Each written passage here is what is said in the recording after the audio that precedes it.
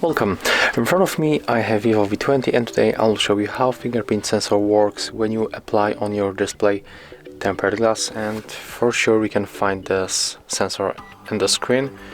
So let's make a few tries and let's see how it works.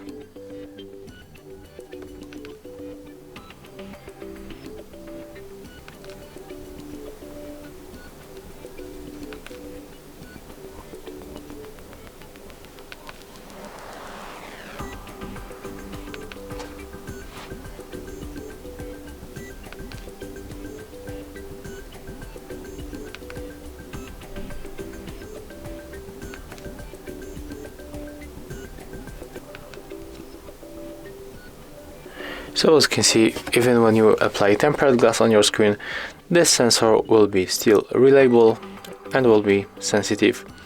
So you will be able to unlock your phone in a very try. If you find this video helpful, remember to leave a like, comment and subscribe to our channel.